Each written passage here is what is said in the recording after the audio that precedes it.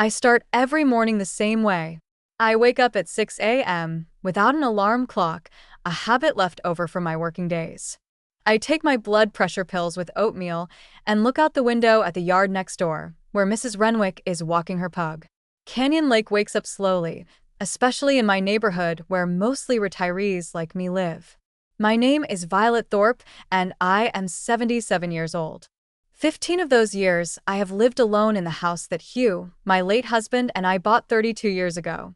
It's a two-story house on Cypress Street with 4 bedrooms, 2 bathrooms, and a small garden where I grow roses and petunias. Too big for a lonely old lady, as my son Lance says, but I never considered myself an old lady. I still don't, although my joints and back sometimes disagree with me. Canyon Lake wasn't always so quiet. When we first moved here, the town was booming. New businesses were opening, homes were being built, and young families were arriving. I got a job as a bookkeeper for Pine River Construction, the largest construction company in the county. I worked there for 32 years until I retired. Hugh was an electrical engineer at the local power plant. We lived modestly but comfortably and always saved for a rainy day. Our son, Lance, was a late baby. Hugh and I hadn't been able to conceive for a long time, and when I turned 40, the doctor said there was almost no chance. But a miracle happened. Lance was born a healthy, strong boy, and we loved him dearly. Maybe a little too much. Looking back now, I realize we spoiled him. After high school, Lance went to California to study, got a degree in software engineering, and stayed there to work. That's where he met Nina. They came to introduce her to us when they decided to get married. Hugh was already ill at the time. He had been diagnosed with terminal pancreatic cancer. He died 2 months after they were married. Those first years after Hugh's death were the hardest of my life. The house was suddenly empty and cold. I continued to work but spent my evenings and days in front of the TV. Lance called every Sunday asking how I was doing, but the conversations grew shorter and shorter. He and Nina had a son, my grandson Ethan, whom I'd only seen 4 times in the 10 years he'd been alive. 5 years ago, I retired. I thought that now I would be able to see my son's family more often, maybe even help with my grandson, but California was farther away than I thought. Not geographically, emotionally. Mom, we really can't come right now, Lance said into the phone. Nina is trying to get a promotion, and I'm working on a new project, and Ethan has a swimming competition. How about Thanksgiving? Thanksgiving turned into Christmas. Christmas turned into summer vacation, and so on in a circle. They ended up coming once a year, 2 at the most, and never for more than 2 days. I tried to make things work. I cooked their favorite meals, asked about their lives, and asked about Ethan's progress. I sent gifts for all the holidays. I called, I emailed, but things weren't working out between us. Last year, I decided to have a big family dinner for my 76th birthday. I ordered a cake from the best pastry shop in town and made roast duck with oranges, a specialty that Hugh loved so much. I invited not only Lance and his family, but also my few friends, Miriam and her husband, and Bertram, the widower we'd met at the garden club. Is it really necessary to invite outsiders? Lance asked over the phone. We see each other so infrequently. I'd like to spend time as a family. I canceled invitations to friends, even though it was awkward. On my birthday, I set the table in the dining room, put on my best dress, and waited. They were 2 hours late. Ethan went straight to his room to play some electronic game. Nina was barely off the phone answering work messages. Lance was the only one who tried to keep the conversation going, but it was mostly about the house. Was the roof leaking? Was the foundation okay? I should check the wiring, it's old. After dinner, as I was cutting the cake, Lance suddenly said, Mom, Nina and I think you should consider a nursing home. Sunset Manor isn't far from here, and they have good reviews. I almost dropped the knife. But why? I'm doing just fine on my own. You're not getting any younger, Mom. What if you fall or there's a fire? Who's going to help you? I have neighbors, friends. It's not the same as professional care. Nina intervened, getting off the phone. Besides, the house is too big for one person. It costs money that could be spent on quality care. I didn't argue. After all, in some ways, they were right. The house did need care. But the thought of moving into a sterile room at Sunset Manor with a communal dining room and the smell of medicine was almost physically repulsive to me. The next morning, before they left, I noticed Lance walking around the house, inspecting the walls, the ceilings, the water pipes. He was taking pictures on his phone and writing something down. "What are you doing?" I asked. "Figuring out how much it's going to cost to fix it up when we sell the house," he said as casually as if he were talking about the weather. "Sell the house." My voice shook. But I wasn't going to sell it. Lance looked at me with an expression I couldn't decipher, a mixture of annoyance and pity. "Mom, we talked about this yesterday. Sunset Manor, remember? Selling the house would cover your living there for years to come." I said, "I think about it," I said firmly. "But there's no decision yet."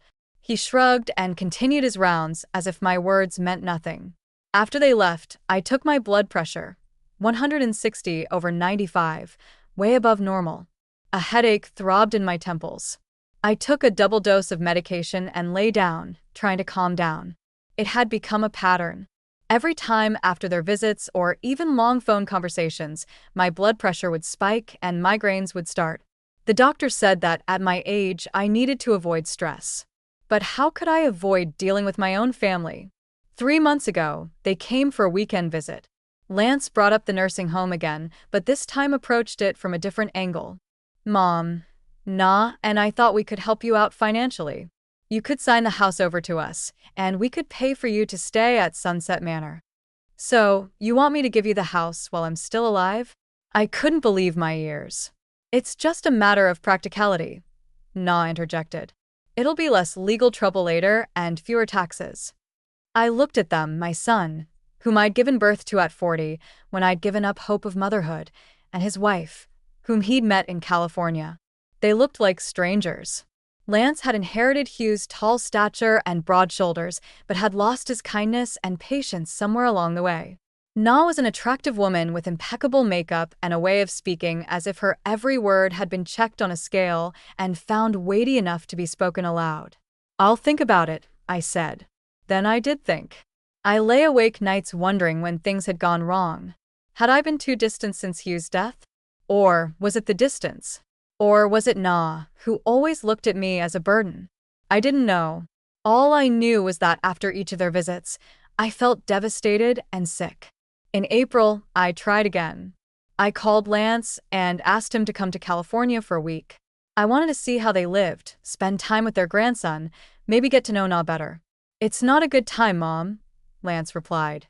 "Ethan has exams. Na is working on an important project, and I just don't have the opportunity to take a vacation right now." "I could stay at a hotel," I suggested. "You don't have to take a vacation. I just want to see you.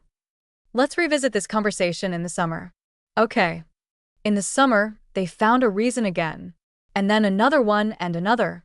2 weeks ago, they had an unexpected visit in the middle of the week. Lance called in the morning and said they'd be here by lunch. I rejoiced. Maybe something had changed. Maybe they'd realized how important family ties were. I made lunch, baked apple pie, Ethan's favorite dessert. But when they arrived, Ethan wasn't with them. "He's at summer camp," Na explained. "A very prestigious one. Only gifted kids are accepted." At dinner, they talked about the house again. This time, the plan was even more straightforward. "Mom, we found you a great apartment near Sunset Manor," Lance said.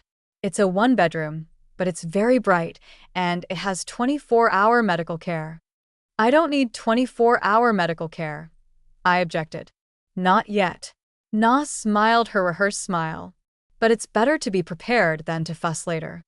After lunch, they asked me to show them the attic. I struggled up the steep stairs. My knees weren't what they used to be. Lance and Na looked at the attic, exchanging glances. "There's a lot of junk in here," Na said. "We'll have to move it all out."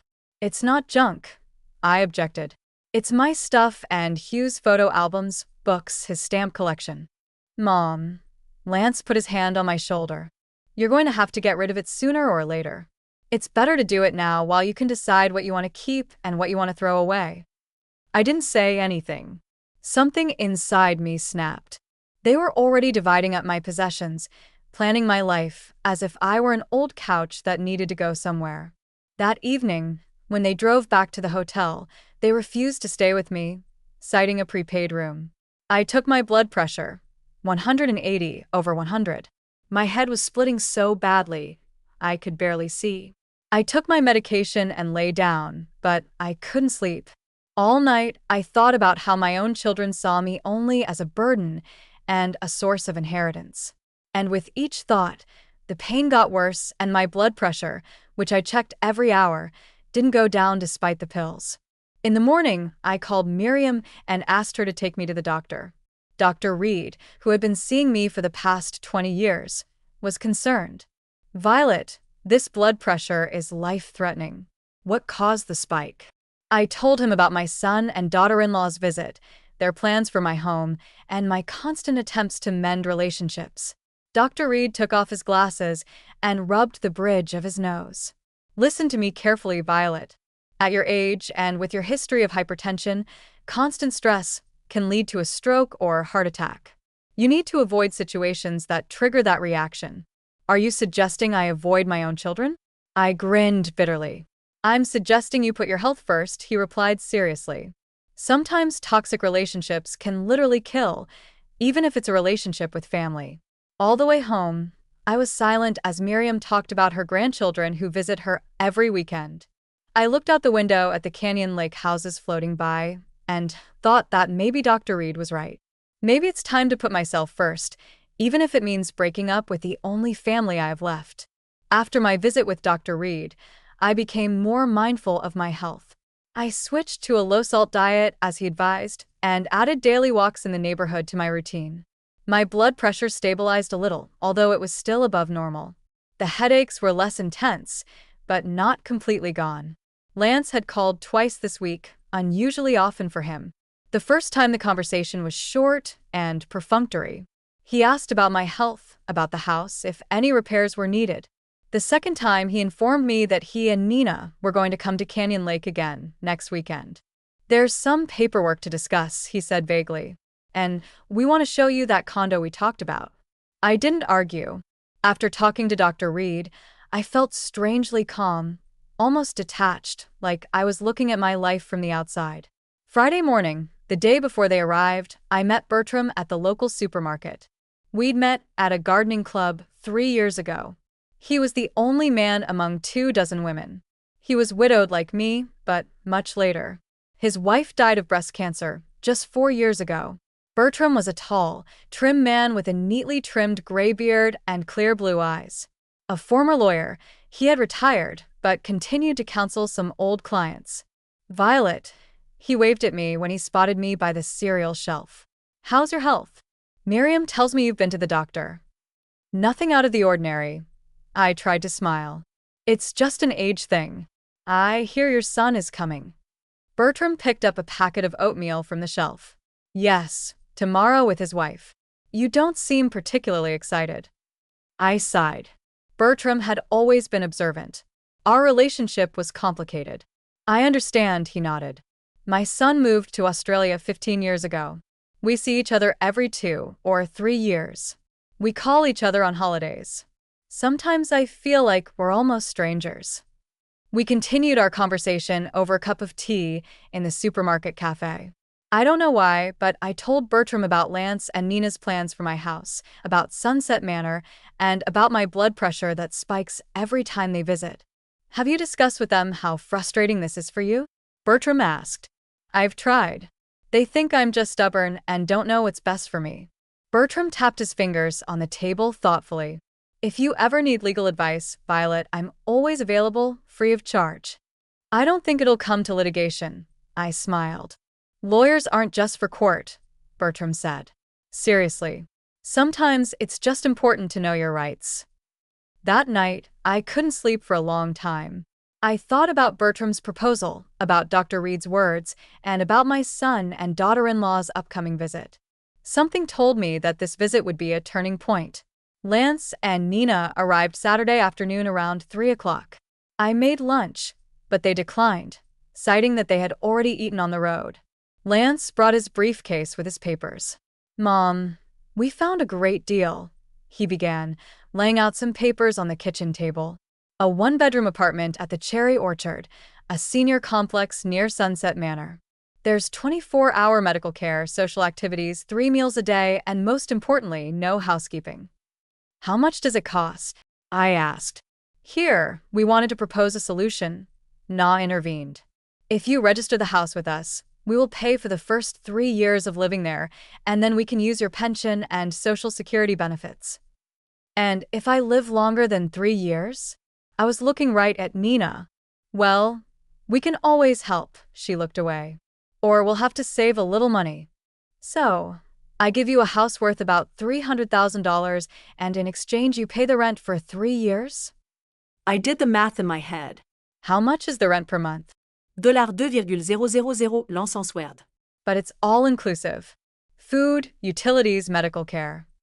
Even at my most generous estimate, they were offering me $72,000 for a house that cost 4 times that much. What if I turned it down? Lance and Nina exchanged glances.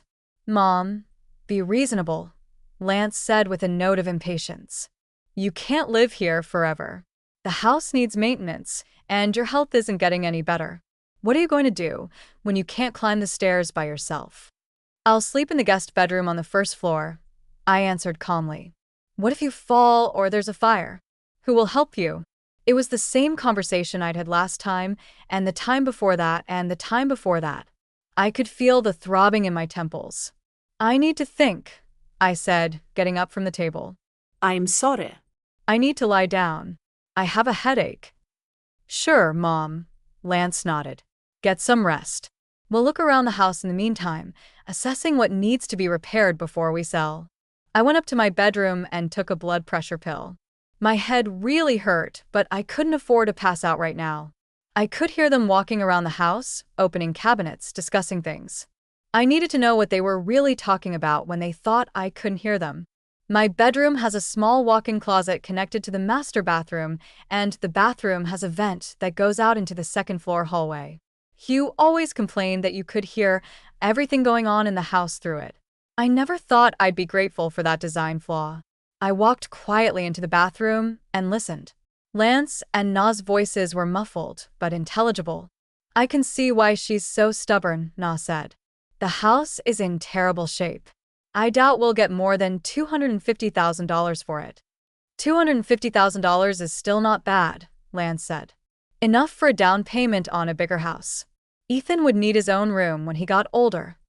What about the money for the cherry orchard? Na sounded annoyed. We can afford both a new house and her living expenses. I think Sunset Manor is a more reasonable option. The basic package there is only $1,200 a month. That's enough for her pension and insurance. There are 4 people in a room at Sunset Manor, Na objected. She'll never take it. She'll have to take it when she realizes there are no other options. Lance's voice sounded cold, almost cruel. She wasn't old enough to be picky.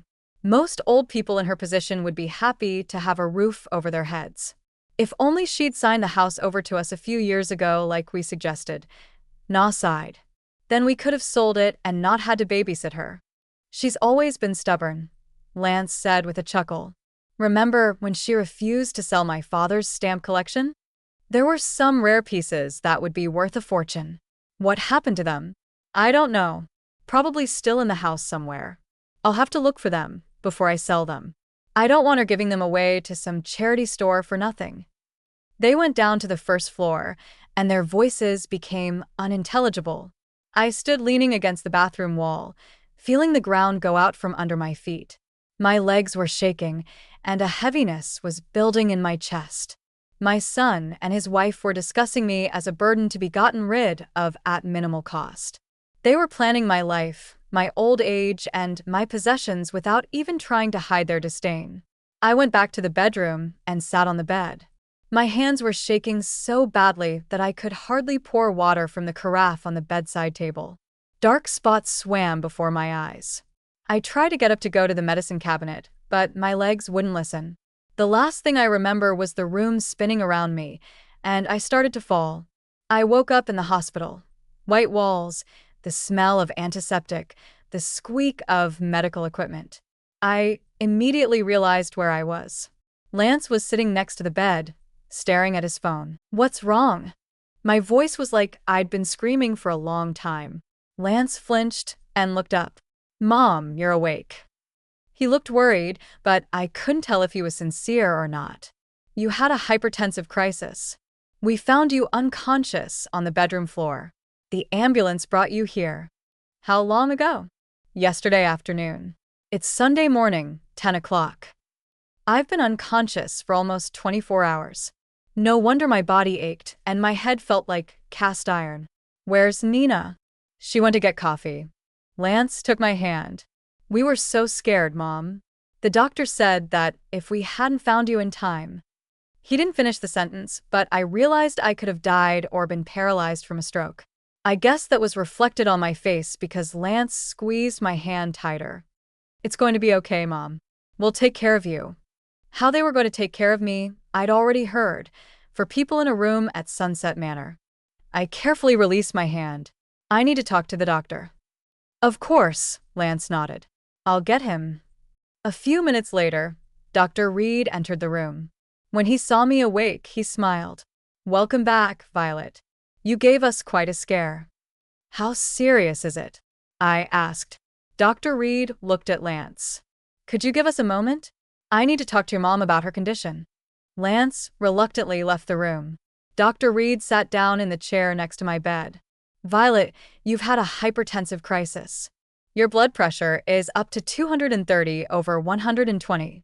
That's a lethal level. You could have had a stroke or a heart attack, but you didn't. Yes, we were able to stabilize you, but I must warn you, the next one could be fatal." I nodded. Somehow, this news didn't make me afraid. Only fatigue and a strange relief. Now I had an irrefutable medical argument. What should I do? Well, adjust your medication regimen. But most importantly, you need to avoid stress. No stress at all. No confrontations, no nervous breakdowns. Your cardiovascular system is extremely vulnerable right now. Dr. Reed looked at me carefully. "Violet, I remember our last conversation about your son and daughter-in-law. I don't want to pry into your family matters, but as a doctor, I have to tell you that if contact with them is causing this reaction, you need to minimize that contact, at least for the duration of your recovery." "They want me to move into a nursing home," I said quietly. "They're planning to sell my house." Dr. Reed frowned. "Moving and adjusting to a new place is stressful too. Significant stress in your current condition. I wouldn't recommend such a drastic change. Can you write that in the medical report?" "Of course," he nodded. "I will indicate that you are contraindicated from stressful situations, including moving for at least 3 to 6 months." After Dr. Reed left, I lay staring at the ceiling. Scraps of an overheard conversation kept running through my mind. Babysitting her? Not at the age to be picky. Old men in her position. Each phrase was like a stabbing blow. All my life, I had tried to be a good mother, to support my son, to help him, and now I was just a burden for him to get rid of at the lowest possible cost. Lance and Na came back into the room. They both looked worried, but I could see right through them now. It wasn't me they were worried about. It was my house and the possible cost of my upkeep. "What did the doctor say?" Lance asked. "That I need to avoid stress," I answered. "He thinks that moving in the next few months could be hazardous to my health." Lance and Nina looked at each other. "But Mom, we've already organized everything," Lance began. "There's a vacant apartment at the Cherry Orchard, and we've put down a deposit. Dr. Reed will write a medical report." I interrupted him. "If you insist on moving against the doctor's advice and something happens to me, it will be on your conscience." Na pressed her lips together. "We only want what's best for us, Violet." "What's best for whom?" I asked bluntly. There was a heavy silence in the room. I could see Lance struggling with irritation, not trying to think of a new argument. But I didn't care. For the first time in a long time, I felt clarity and determination. "When do I get discharged?" I asked, breaking the silence. "The doctor said they'd keep you for a couple more days for observation," Lance said. "Don't worry, we'll make arrangements. I'll take a week off to help you move when you're better." "No need," I shook my head. "Miriam can look after me for a while. She lives across the street." "Miriam?" Lance Roned. That old lady? Old lady with the pug. Mom, she can barely walk. She walks just fine, I countered. And her grandchildren come over often to help around the house, unlike some people. I didn't mean to be sarcastic, but the words just came out. Lance looked like I'd slapped him. We live 6 hours away, Mom. And we have a job, Ethan. I understand, I interrupted him. And I don't blame you. I just need to think about my health right now. Dr. Reed says I need to be calm and stress-free. So, let's put off any talk of moving for at least 3 months. Lance wanted to object, but Na put her hand on his shoulder, stopping him. Of course, Violet, she said with a strange smile. Your health comes first. We'll wait until you're better. But I could see in her eyes that she wasn't going to wait. They're going to come back to this conversation as soon as I get out of the hospital. They're going to push. They're going to persuade. They're going to manipulate. And with every visit, every call, my blood pressure will rise and my health will deteriorate. Dr. Reed was right. I needed to make a change for my own survival. And it wasn't just about moving or a house. It was the relationship itself which was slowly killing me. At that moment, lying in a hospital bed under the beeping of monitors, I realized I couldn't and didn't want to live like this anymore. I am 77 years old, and who knows how long I have left. I didn't want to spend the rest of my days feeling like a burden to the people who should have been closest to me. Something had to change, and I was beginning to realize that that something was myself. The 2 days in the hospital dragged on endlessly. I looked out the window at the hospital parking lot where people came and went, some with flowers, some with balloons, some with worry on their faces. The nurses checked my blood pressure every 4 hours. By the evening of the second day, Dr. Reed said my condition had stabilized, and if the night passed without complications, I would be discharged in the morning. Lance and Nina came both days. They sat next to my bed talking about the weather, about work, about Ethan's school, about everything but home and moving, but I felt like it was the calm before the storm. They were biding their time, waiting for me to get strong enough to get back on track. On Wednesday morning, just as the nurse brought in my discharge papers, Lance and Na walked into the room. Both were dressed more formally than the previous days.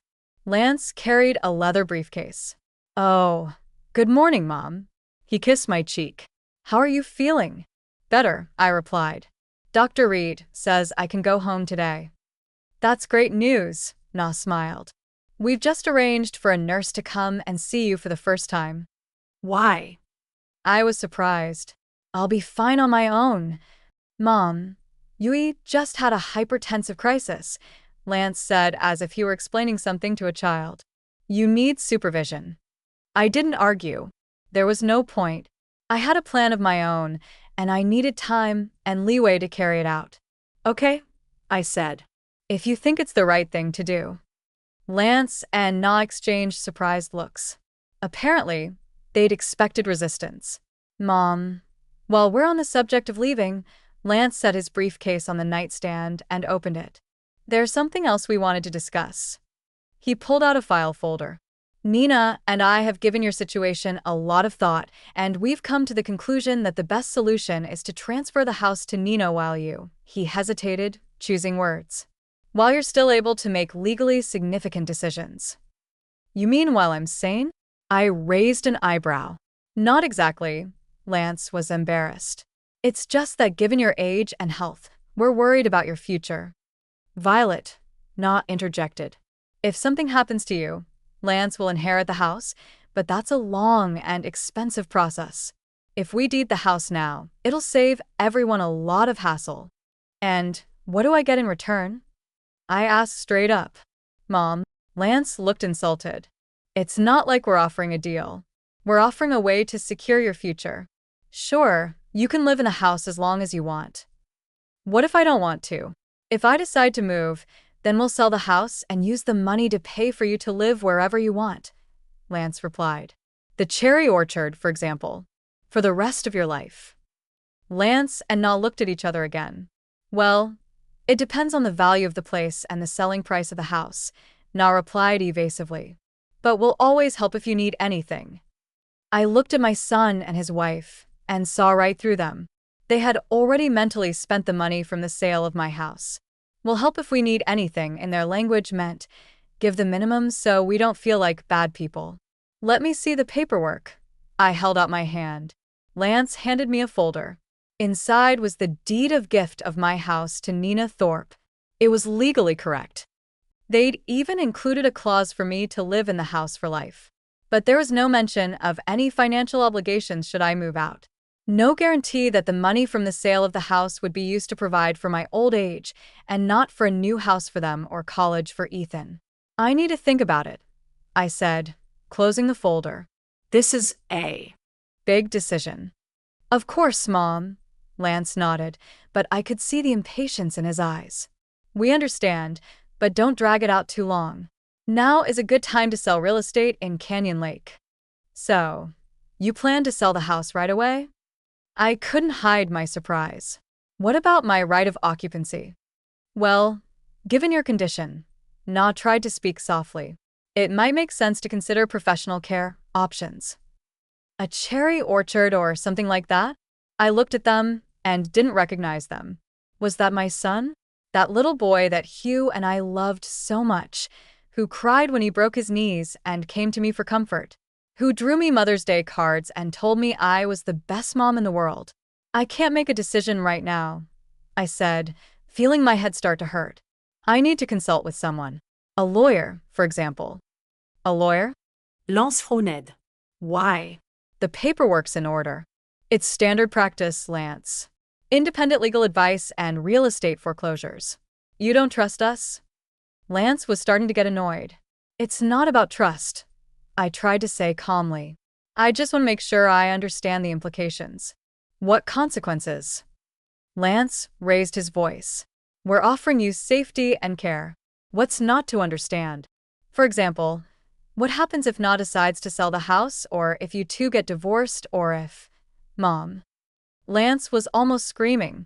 We're trying to help you, and you're trying to come up with some unbelievable scenario. Lance, let's not yell. Violet just had a crisis. She shouldn't be freaking out. But Lance couldn't stop now. All your life, he paced the room, waving his arms. All your life, you've been in control. Even after my father died, you wouldn't let me take his things, his collections, his tools. Everything had to stay the way you wanted it. It was our things. I felt my blood pressure rising. And I didn't forbid you to take them. I only asked you not to sell the stamp collection because it meant something to your father. Enough, Lance turned to me. Enough of these sentimental stories. My father died 15 years ago. And you're still clinging to these things, to this house, like they're more important than living people. What living people, Lance? I looked him right in the eye. You, your family, who come once a year for a couple of days and talk about getting rid of me and my property. There was silence. Lance looked at me as if I'd slapped him. Na turned pale. So that's what you think of us.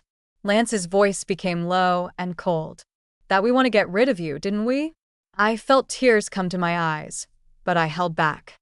Aren't you planning to send me to a nursing home, sell my house, and use the money for your own needs?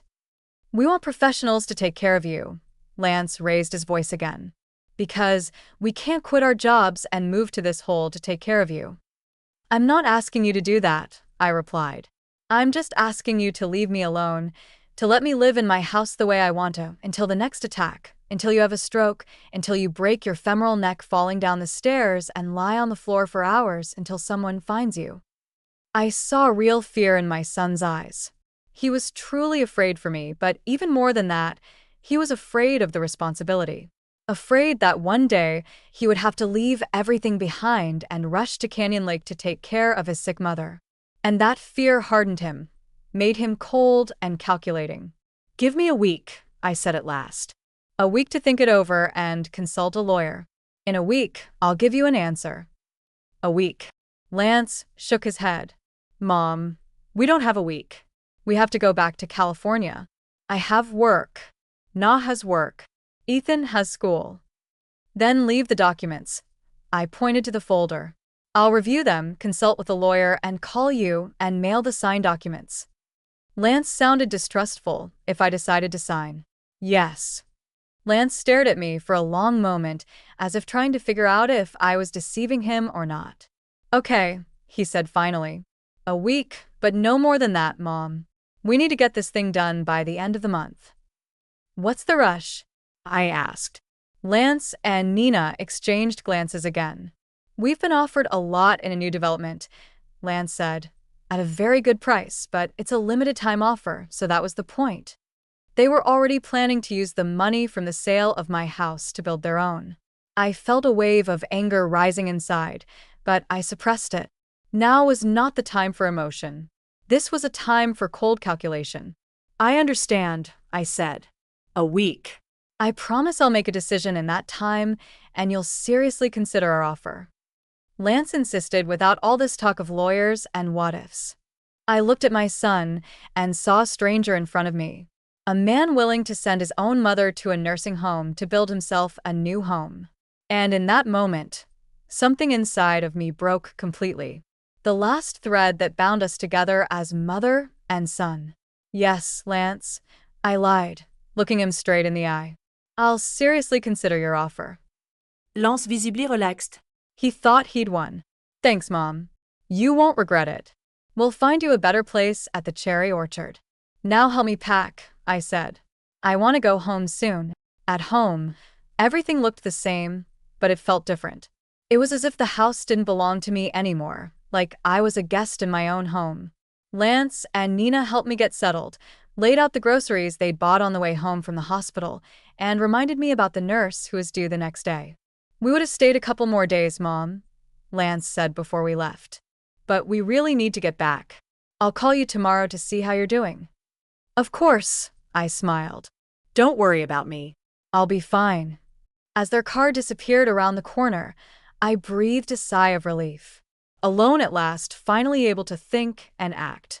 I called Bertram immediately. Violet. His voice sounded concerned. Miriam said you were in the hospital. How are you? I'm home. Bertram, I need your help. Legal help. It's urgent and, confidential. Of course, he answered without hesitation. I can be there in an hour. Exactly an hour later, Bertram Price was sitting in my living room, scrutinizing the documents Lance and Nina had left behind. His face grew darker with each page he read. Violet, he said, this deed of gift is legally sound, but it completely removes your control over your property. Yes, there's a clause that says you have the right to live here for life, but it's laced with terms that your sister-in-law can actually evict you at any time if she claims you violated any of them. Such as, for example, if you create conditions that make cohabitation impossible, or if your health condition requires specialized care. Those are very vague terms that can be interpreted any way you want. I nodded. This was exactly what I was afraid of. What should I do, Bertram? He took off his glasses and wiped them with a handkerchief as he always did when he was thinking deeply. It depends on what you want. If you want to keep the house, I can help you draw up a counter offer with clearer terms. If you want to sell the house and use the money to provide for your old age, I can help with that. I took a deep breath. I want to disappear. Bertram looked at me in surprise. Disappear? Sell the house, take the money, and start a new life somewhere where I won't be found, where I won't feel like a burden, where I wouldn't be afraid that every phone call from my son would give me a seizure. Bertram was silent for a long time, pondering my words. This is a big decision, Violet. Are you sure? I've never been so sure in my life, I said. Every time I see them or talk to them, my blood pressure skyrockets. Dr. Reed said the next attack could be fatal. I have to choose between my relationship with my son and my own life. And I'm choosing life. Bertram nodded. I understand, and I'll help you if that's what you really want, but we need to move quickly and carefully. Do you have a buyer for the house? I wondered. Who would buy a house quickly without any questions or formalities? And then it hit me. Maybe there is. My former coworker, Noah Harper. He always said he loved the house and would buy it if I ever decided to sell. He's a real estate investor. Great. Bertram pulled out a notebook and started writing things down. Here's what we're going to do. First, we'll make sure Noah Harper is still interested and has the funds. Then, we'll finalize the deal as quickly as possible. We'll transfer the money to a new account at another bank, preferably in another state. Then we'll find you a place to rent, also in another state. And finally, We'll help you move. How fast can we do all this? If your buyer agrees and has the cash, the deal can be done in 2 to 3 days. Another day to open an account. Another 2 to 3 days to find a place to live and organize the move. All in all, a week, maybe a little more. Exactly the amount of time I bargained for from Lance. It was a sign. Let's do it, I said firmly. The next few days passed like a blur. Noah Harper didn't just agree to buy the house. He was thrilled with the offer. He named a price that was even above market value. I've always dreamed of this house, Violet. It will fit perfectly into my investment portfolio. Bertram helped with all the paperwork. We opened a new bank account in Arizona. We found a small but cozy apartment to rent in Phoenix. Bertram even helped organize the transportation of my personal belongings. Not all of them, just the essentials and valuables. I decided to keep the rest. Let Lance and Nina deal with the junk, as they called it. The day before I left, I wrote a short note. Lance and Nina, I've made a decision. The house is sold. I've taken the money. Don't come looking for me. I'll be fine, Mom. Those were the last words I wanted to say to my son and his wife. No explanation, no apology, just the fact of the matter. Early Wednesday morning, exactly 1 week after my discharge from the hospital, Bertram arrived to drive me to the airport. I took one last look around the house I'd lived in for 32 years. The walls that held memories of Hugh, of our life together, of the rare, happy moments with Lance. It was sad to leave, but at the same time, I felt strangely relieved, like I was letting go of a heavy weight that was dragging me down. Are you sure you want to do this? Bertram asked when we were at the door. Absolutely, I answered. Thank you for everything, Bertram. You're welcome, he smiled. Just promise me you'll let me know when you get settled in. I will. I left the note on the kitchen table, locked the door, and gave the keys to Bertram. He was supposed to give them to Noah after the deal was done. We drove away. I didn't look back. 3 days later, on Saturday, Lance and Nina arrived in Canyon Lake as promised. They expected to see me at home, ready to sign the gift papers. Instead, they found a note on the table and an empty house. A house that no longer belonged to them. Bertram told me about it when he called that evening. They were furious, Violet, he said. Lance was screaming that he'd sue, that he'd declare you incompetent, that it wasn't fair. Nina cried. But legally, there's nothing they can do. The house was yours, and you had every right to sell it. The money was yours, too. And since you're a capable adult, you have the right to live anywhere and not report your whereabouts if you don't want to. Thank you, Bertram, I said. I know what I did was cruel, but it was necessary. You did what you had to do to protect yourself, he replied. There's nothing cruel about it. What was cruel was the way they treated you. After that conversation, I felt the last weight fall from my shoulders. I was free. Free from toxic relationships, from manipulation, from constant stress and pressure. Free to start a new chapter of my life. Perhaps the last, but my own. Sitting on the balcony of my new apartment in Phoenix, overlooking the mountains in the distance, I took my blood pressure for the first time in a long time. 130/80. Almost perfect for my age. And though my heart still ached from the separation from my only son, I knew I'd done the right thing. Sometimes you have to let go of the past in order to have a future, even if that past is your own family. Arizona greeted me with a heat wave. Not at all unlike the temperate climate of Canyon Lake. Dry, scalding air took my breath away when I first stepped out of the airport. Phoenix, a city in the middle of the desert, a mirage city built where, by the laws of nature, there should be no human habitation. Somehow, it reminded me of my new life. Unnatural, created against all odds, but still existing. My apartment was in a small senior citizen complex called Sunset Vista. The irony didn't escape me. I had escaped Sunset Manor only to move into Sunset Vista. But unlike the nursing home Lance and Nina had planned for me, here I had complete independence. A separate one-bedroom apartment with a living room, kitchen, and a small balcony overlooking the Superstition Mountains in the distance. The complex offered some amenities, a swimming pool, a common living room where activities were held for residents, and a small library. But no one was watching me, telling me when to eat, when to sleep, or who to socialize with. The first few days were the hardest. I would wake up in an unfamiliar room with an unfamiliar view out the window. For a few seconds, I would panic, not realizing where I was. Then I remembered I'd run away from my son, from my daughter-in-law, from the house that had been mine for 32 years, from all my old life. At such moments, doubts overwhelmed me. Had I done the right thing?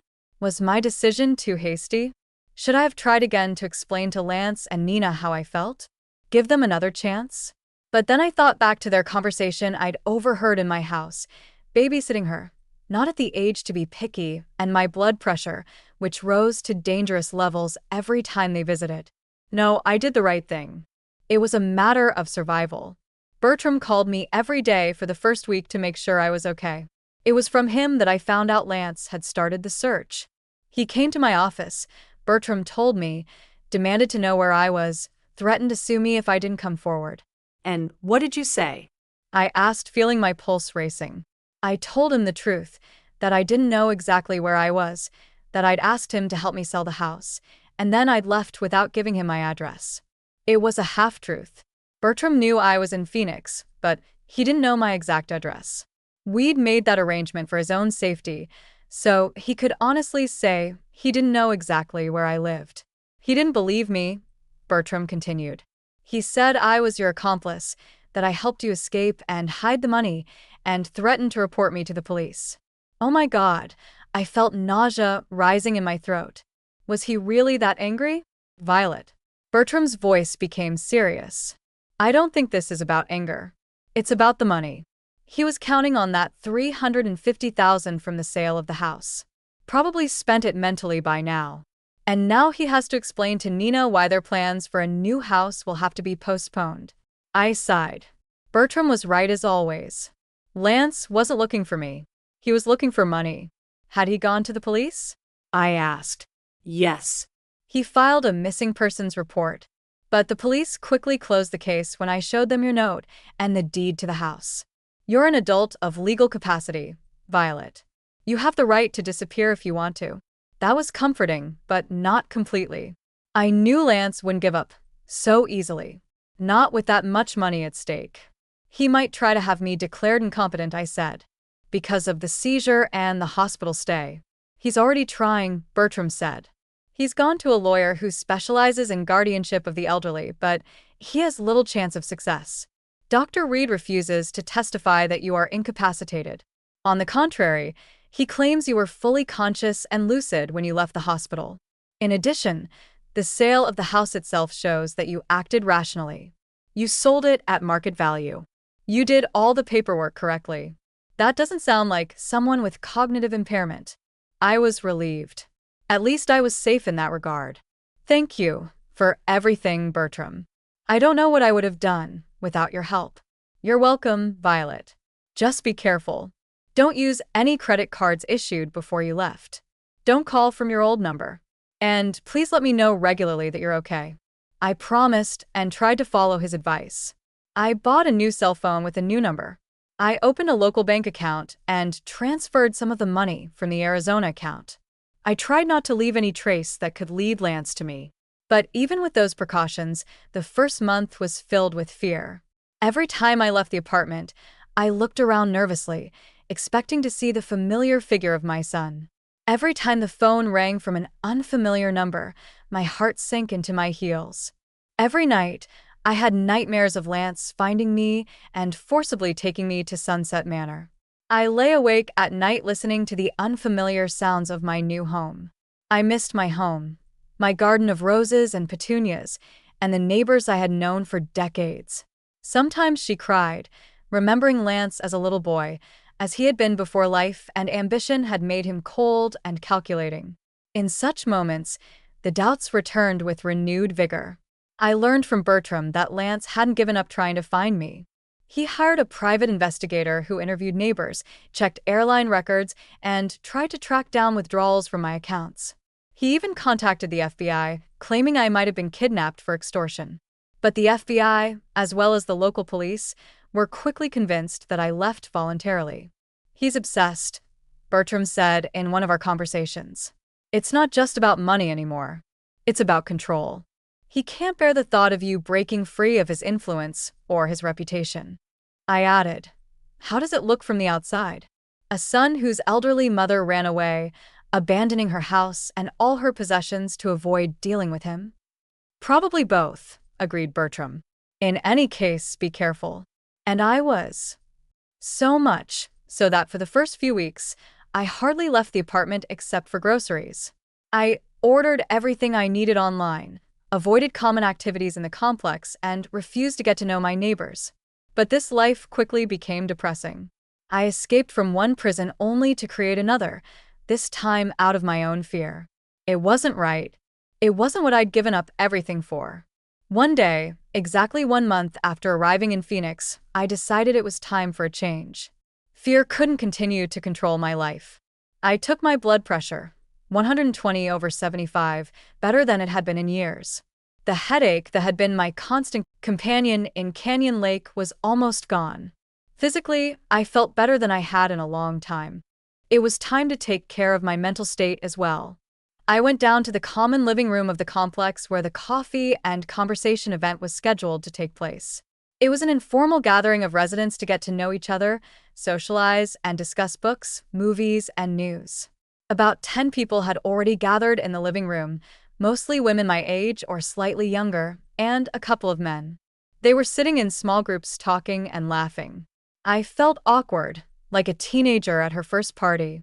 Maybe this was a bad idea. Maybe I should go back to the apartment. You must be new, I heard a voice say and turned around. Standing in front of me was a tall, slender woman with close-cropped gray hair and bright blue eyes. I'm Eleanor Prescott. I live in apartment 312. Violet Thorpe, I introduced myself, extending my hand. Apartment 205. Nice to meet you, Violet. Have you moved in recently? I haven't seen you at any of our events before. About a month ago, I said. From California. That was a little lie I'd made up before I arrived. California is a big state, and it's easier to get lost there. Besides, if Lance somehow got on my trail, he'd be looking in Arizona first, not thinking I'd moved to the same state where he lived. I'm from California, too. Eleanor perked up. Santa? Where are you from? A small town near Sacramento, I continued. You probably don't know it. Probably not, Eleanor agreed. Come on, I'll introduce you to the others. We're a friendly bunch. You'll like it. She took me by the arm and led me to a group of women sitting by the window. I felt awkward, but I forced myself to smile and keep the conversation going. Gradually, the tension began to ease. These people didn't know me, didn't know my past, had no expectations. I could be anyone I wanted to be, tell them anything about my life. It was a strange but pleasant feeling of freedom. After that first visit to the Common Lounge, I became a regular participant in the complex's activities, coffee meetings on Wednesdays, book club on Fridays, movie nights on Saturdays. Gradually, I began to get to know my neighbors and they got to know me, or rather the version of me I presented to them. Eleanor became my first real friend in Phoenix. A former English teacher, she was sharp-tongued, well-read, and unexpectedly progressive for her age. She had been widowed 10 years ago and had been, as she put it, enjoying freedom ever since. You know, Violet, she said to me one day as we sat by the pool, I love my husband, Henry. I really did. But after he died, I realized that I'd spent my whole life fitting in with him, his tastes, his interests, his schedule. It wasn't until I was alone that I began to realize who I really was. I nodded. It was so much like my relationship with Hugh, and then with Lance. Always adjusting, always giving in, always putting other people's needs before my own. How did you deal with the loneliness? I asked. It was a question that had plagued me since arriving in Phoenix. I won't lie. The first year was hard, Eleanor answered. I was used to having someone else in the house. I was used to cooking for two, doing laundry for two, planning for two. But then I started to discover the joys of being alone. You can eat what you want when you want, watch what you like rather than compromising, sleep in the middle of the bed, she laughed. It sounds selfish, but at our age, we've earned the right to be a little selfish, don't you think? I've never thought of it that way. All my life, I've put others first. First my parents, then Hugh, then Lance. The idea that it was my turn, that I'd earned the right to put myself first, was new and exciting. Besides, Ella Laner continued, loneliness and solitude are different things. Solitude is when you are alone with yourself by choice. Loneliness is when you feel cut off from other people, even if they're around. I prefer solitude, but I avoid loneliness. Those words seared into my soul. Wasn't that what my old life was all about? The loneliness among a family that saw me only as a source of inheritance. Gradually, with the help of Ella Laner and other new acquaintances, I began to create a new life for myself in Phoenix. I signed up for painting classes at the local senior center. I'd always wanted to learn to paint, but never had the time. I volunteered at the public library, shelving books and helping with children's programs. I even started to learn how to use a computer in digital literacy courses, something I was afraid of before. Every day, the fear of Lance finding me receded further. I looked around less, and less when I left the house. I didn't flinch as much when the phone rang. The nightmares had almost stopped. I started to feel safe, but sometimes, especially at night, I still had doubts. Was I right to cut all ties with my son? Was my decision too drastic? Maybe I should have tried to explain to him again how his words and actions were affecting me. At times like this, I pulled out the medical records I'd brought with me from Canyon Lake. I flipped through them, looked at my blood pressure graphs before and after Lance's visits, and saw a clear correlation. Every visit from him, every conversation about the nursing home or rewriting the house caused my blood pressure to spike. And now in Phoenix, away from him, my blood pressure had stabilized at a level it hadn't been at in years. It was physical, measurable proof that I had done the right thing. Our relationship was literally killing me. And no matter how hard I felt about breaking up with my only son, I knew I had done what I had to do to survive. At the same time, I began to realize that my new life was giving me opportunities one had never even dreamed of. Freedom to be myself, to try new things, to meet new people without the weight of past expectations and obligations. It was scary but exciting at the same time. 3 months after arriving in Phoenix, I sent Bertram an email. Dear Bertram, I hope you are doing well. Mine is better than it has been in a long time. My blood pressure has normalized. My headaches are almost gone. I've made new friends, taken up painting, can you imagine, at my age, and volunteered at the library. Sometimes I still miss home, my garden, familiar places. Sometimes I feel guilty about what I did to Lance. But then I remember that I literally saved my life, and those feelings recede. How's Lance? Is he still looking for me? Or has he come to terms with it? Yours, Violet. The reply came the next day. Dear Violet, I'm so glad to hear you're okay. Painting is wonderful. I've always wanted to learn, but my hands are growing out of the wrong place. As for Lance, he seems to have calmed down a bit. At least he's not coming to my office, threatening me anymore. But the private investigator is still on the job. He's been interviewing bank employees recently, trying to figure out where the money from the house sale went, so be careful with your finances. The rest of Canyon Lake is the same. Miriam is asking about you, but as we agreed, I say we just text occasionally, and you're fine. Take care of yourself, Bertram. Bertram's letter brought me back to reality. Lance was still looking for me, or more specifically, the money from the sale of the house. I needed to remain cautious, but now the thought didn't evoke the same terror. I knew I could protect myself.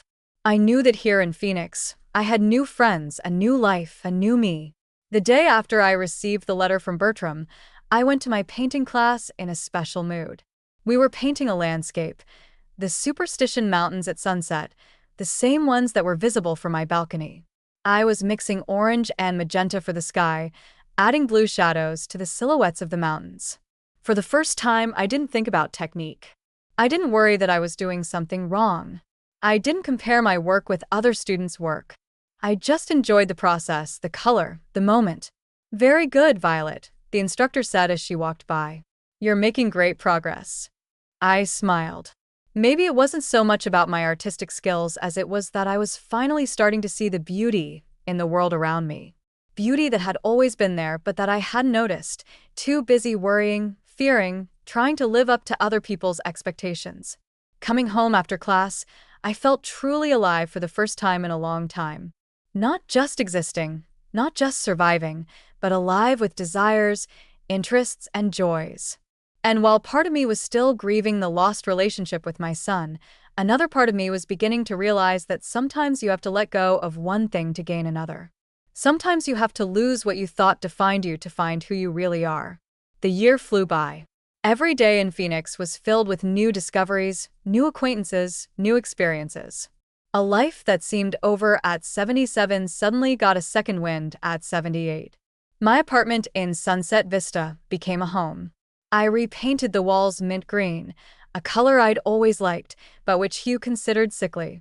I put up indoor plants, succulents, and cacti, perfect for the Arizona climate. I hung my own paintings on the walls, imperfect, naive, but filled with sincere emotion. I made new friends. Eleanor became my closest friend. We went to senior yoga classes together, attended art exhibits, and sometimes went to the movies. There was Joseph, a 72-year-old former history professor with whom we could spend hours discussing books in our book club, and Sylvia and Frank, a married couple who lived next door, who often invited me over for dinner. But the biggest change in my life was community service. 6 months after arriving in Phoenix, I began volunteering at the local Golden Year Senior Center. At first, I helped with administrative work, answering phones, filling out forms, and making schedules. But gradually, I got involved in more active work. I started leading a painting class for beginners, older people like me who had always wanted to paint but had never found the time or courage to try. It was incredibly inspiring to see my students' faces light up when they created something with their own hands. How proud they were of their work, how they found a new purpose in life. My health has improved dramatically. My blood pressure has stabilized so much that Dr. Hyamish, my new doctor in Phoenix, has even reduced my medication dosage. The headaches that had been my constant companions in Canyon Lake were now rare and much less intense. I even started sleeping better without the pills I had been taking for years. "Violet, I'm impressed with your progress," Dr. Hyamish said at my last checkup. "For someone your age, you're in exceptional shape. Whatever you do, keep doing it." I smiled but didn't explain what exactly I was doing. That my good shape wasn't the result of diet or exercise, but the absence of a toxic relationship that was slowly killing me. Of course, not everything was perfect. Sometimes I still woke up in the middle of the night with a heaviness in my chest, thinking about Lance, about the boy I'd given birth to, raised, loved more than anything in the world, the man he'd become, cold, calculating, seeing me only as a burden and a source of inheritance. At such moments, the doubts returned. Had I done the right thing by running away? Was my decision too radical? But then I remembered my blood pressure, my headaches, my constant stress and fear. I thought back to what Dr. Reed had said about how the next attack could be fatal, and I realized I had no choice. It was a matter of survival. I kept in touch with Bertram through email. He was my only link to my old life in Canyon Lake. From him, I'd get updates on Lance. At first, Lance was obsessed with finding me. He hired a private investigator, contacted the police, even tried to trace money transfers through banks, but gradually his fervor waned. Apparently, he realized I wasn't coming back and resigned himself to losing the money from the sale of the house. Or he found another way to finance his plans. "He came to Canyon Lake last week," Bertram wrote in one of his letters. "Stopped by my office, but this time without yelling or threatening, asked if I'd heard from you. I told him I hadn't. He seemed, resigned. Said, if you ever wanted to get in touch with him, you'd know how to find him." Those words hit something deep inside me. Part of me wanted to write to Lance, explain my actions, maybe even try to patch things up, but on new terms, respecting my autonomy. But the other part realized that it was dangerous, that I risked falling back into the same toxic situation I had run away from. In the end, I didn't write or call. I figured if fate wanted to bring us back together, it would find a way. And, amazingly enough, it did. It was exactly 1 year and 2 months after I disappeared from Canyon Lake. I decided to visit Miriam, an old friend of mine who had moved in with her daughter in San Diego after breaking her femoral neck. We kept in touch by phone, and she had invited me to visit on more than one occasion. I had put off the trip for a long time, fearing that I might accidentally reveal my whereabouts to Lance. But finally, I decided. San Diego greeted me with an ocean breeze and bright sunshine. Miriam and her daughter Lauren lived in a cozy house near the beach. We spent 2 wonderful days reminiscing about old times, discussing the news, and just enjoying each other's company. Miriam looked well. She had recovered from her fracture, and although still using a cane, was able to get around on her own. On the 3rd day of my visit, Lauren suggested we go to the big Westfield Mall. She needed to buy a gift for her husband, and I wanted to get some new paintbrushes. Miriam decided to stay home. The long walks were still tiring her. We spent about 2 hours at the mall. Lauren found a gift for her husband, expensive cufflinks, and I bought a set of high-quality watercolor brushes. We decided to grab a bite to eat in the food court before heading home. And it was there, among the crowd of customers, that I saw him. Lance, my son. He was sitting at a table with Na and Ethan, now an 11-year-old boy who had grown so much in the past year that I barely recognized him. They were eating sushi and talking animatedly about something. My heart sank. Instinctively, I turned away, afraid Lance would recognize me. But then I realized he wouldn't recognize me. I had changed a lot in a year. I cut my hair short, a practical haircut that, as Eleanor said, took 10 years off me. I dyed my hair, not a radical color, but just added a little red to my gray. I lost weight, not intentionally, just from being more active and eating healthier. I even started dressing differently, brighter, more modern, in a style I would never have dared try in Canyon Lake. "Violet, is everything all right?" Lauren asked, noticing my confusion. "Yeah, it's just I thought I saw a familiar face," I said, trying to keep my voice calm. "Here in San Diego, who?" "Nobody important," I said, trying to smile. I was just imagining it, but Lauren saw the direction of my gaze. "Those people with the boy, do you know them?" I hesitated. Part of me wanted to tell the truth that they were my son, his wife, and my grandson, whom I hadn't seen in over a year. But another part of me realized it could be dangerous. Lauren was the daughter of Miriam, a close friend of mine from Canyon Lake. If she found out Lance was here in the same mall, she might decide I should meet him. She might even approach him herself. No, elite. It just seemed like it. We sat at a table away from Lance's family. I sat with my back to them so I wouldn't be tempted to keep looking in their direction. But I couldn't help but think about them. What were they doing in San Diego? Vacationing, or maybe moving here? They looked happy, relaxed. Lance was smiling at Ethan, rubbing his head. Na was talking emotionally, gesturing with her sushi sticks. Just a normal, happy family without me. I felt a lump come up in my throat. I suppressed it with an effort of will. "Not here, not now." "Violet, are you sure you're okay?" Lauren asked again. "You seem upset." "I'm just a little tired," I replied. "Let's eat and go home." "Okay." We ate quickly, and I thought the danger was over when I heard a familiar voice close by. "Excuse me, do you have a napkin?" I froze. It was Lance.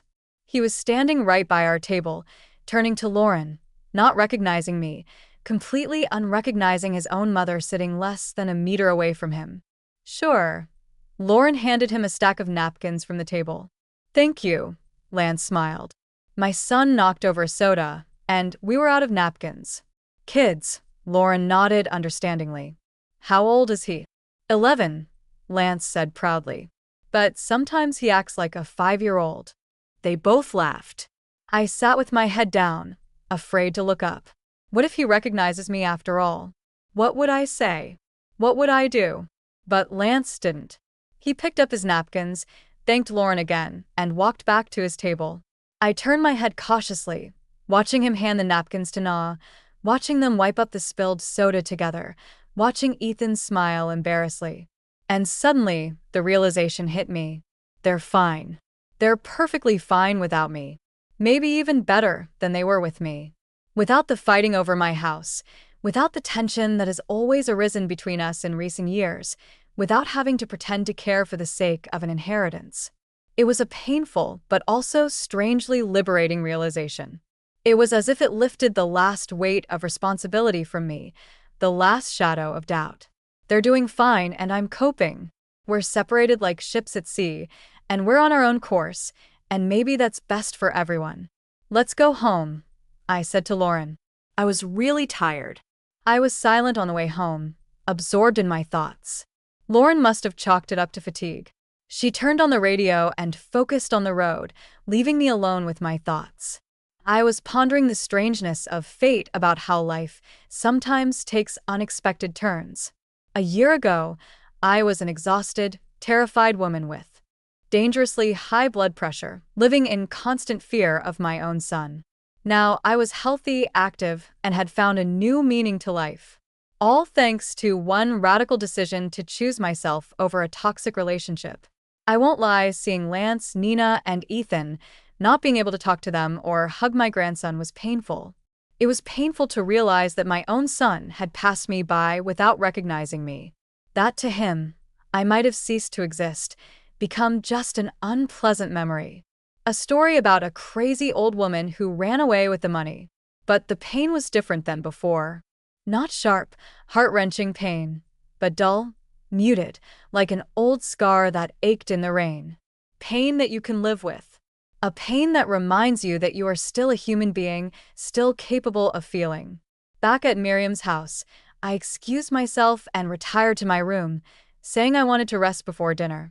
In truth, I needed to be alone to process what had happened. I sat by the window, looking out at the ocean in the distance. The waves rolled in and out over and over in an eternal rhythm that had existed long before me and would exist long after. It was a strangely soothing sight. In that moment, I realized that I didn't regret my decision. Yes, it was radical. Yes, it hurt both me and probably Lance, but it also saved my life. It allowed me to find new meaning, new joy, new people who valued me for who I was, not as a source of inheritance. My story was not a story with a happy ending in the traditional sense. There was no reconciliation with my son, no family reunion, no tears of joy and hugs. Instead, there was a quiet, calm reassurance that I had done the right thing. That sometimes you need to let people go, even if you love them, if your relationship with them is hurting you. That sometimes the biggest act of self-love is choosing your health, your well-being, your life. The next day, I returned to Phoenix. Miriam noticed the change in my mood but didn't question it. She had always been a tactful friend. She just hugged me goodbye and said, "Come again, Violet. I've missed our conversation so much." "I will," I promised. And this time, I really meant it. The fear that Lance might track me through Miriam didn't seem so strong anymore. After yesterday's encounter, I realized he'd probably already accepted my disappearance and stopped looking. Upon my return to Phoenix, I wrote Bertram about what had happened. He replied almost immediately, "Dear Violet, what an amazing coincidence." Or maybe it wasn't a coincidence. Maybe the universe wanted to show you that everything is okay, that you can move on without the weight of the past. Either way, I'm glad you found in this experience a confirmation of your decision and not a reason to have more doubts. You did the right thing, Violet. Don't ever doubt it. Sincerely, Bertram. I smiled as I read his words. Bertram always knew how to find the right words of comfort, but this time they weren't needed. I had indeed found confirmation of my decision, not just in the fact that Lance and his family seemed happy without me, but in the way I felt after seeing them. I expected that seeing them again would be a traumatizing experience, that it would trigger a new wave of doubts, regrets, maybe even a desire to go back. But instead, I felt a strange calmness. It was as if the last piece of the puzzle had fallen into place, and I could finally see the full picture. We're separated. They're living their lives. I'm living mine. And maybe that's best for everyone. Maybe our relationship was doomed from the moment Lance started seeing me not as a mother, but as a source of inheritance. Perhaps my disappearance wasn't a tragedy, but a necessary severing of a bond that had become toxic for everyone involved. The day after I returned from San Diego, I went to a class at Golden Years. We were working on a new project, a series of self-portraits called Who Am I Now? Each person had to paint themselves not as they were when they were younger, not as others see them, but as they feel themselves to be in the present moment. I stared at the blank canvas for a long time, wondering how to portray myself. A year ago, I probably would have painted a frightened, broken woman cornered by her own family. But now, I started with the eyes clear, calm, looking directly at the viewer, not looking away, not hiding. Then I added wrinkles, not trying to hide them or soften them, but to show them as signs of a life lived, each with its own story. Gray hair with a reddish streak as a symbol of wisdom mixed with unexpected playfulness. A slight smile on my lips, not a broad, ostentatious one, but calm, confident, knowing. When I finished, the instructor came over to watch. "Very expressive, Violet," she said. "There is so much life in those eyes, so many stories." "Thank you," I said. "There really are a lot of stories in them. Some happy, some sad, but they were all mine, and that was the whole point. All of these stories are mine. My life with Hugh, my job, my home in Canyon Lake, my son, my disappearance, my new life in Phoenix. All of these pieces made up me, Violet Thorpe, not just Lance's mother, not just Hugh's widow, but a separate person with her own needs, desires, fears, and joys. And perhaps the most important decision of my life was the one I made a year ago to choose myself, my health, my life over a toxic relationship, even if that relationship was with my own son. It wasn't an act of selfishness as it might seem from the outside, but an act of self-preservation. Sometimes you have to let go of some people in order to find others, and find yourself. That evening, I sat on my balcony watching the sun set behind the Superstition Mountains, painting the sky in shades of orange and purple, the very colors I had so diligently mixed in my paintings. In my hand, I held a glass of wine, a small weakness I allowed myself on occasion despite Dr. Hamish's warnings. I thought about Lance, about our chance encounter at the mall, how he walked by, without recognizing his own mother. I thought about how he, Na, and Ethan looked happy, carefree, and instead of bitterness or resentment, I felt a strange calm. They're okay. I'm fine. We're separated like ships at sea, each sailing our own course. And as I watched the sunset, I realized I had no regrets. Not about my escape, not about breaking up with my son, not about not talking to him at the mall. I did what I had to do to survive. And now, a year later, I wasn't just surviving. I was living. Really living. Maybe for the first time in years. And that was the whole point.